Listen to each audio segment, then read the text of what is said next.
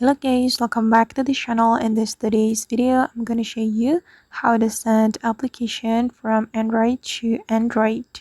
Okay, to send application from Android to Android, you have to open your Google Play Store application. And then you're going to tap on your profile button right here on the top right corner of your screen. And there will be several options for you, and you have to select manage apps and device.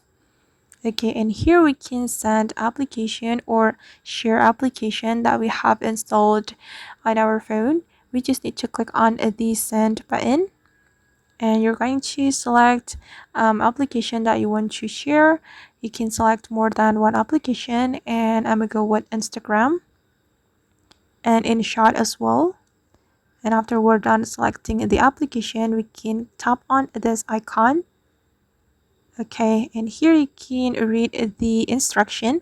Ask the receiver to go to the receive apps in Google Play, and their device will show up here. They will also be able to send application to your device. Alright guys, and that's how we can send application from Android to Android. I hope this tutorial will be useful for you.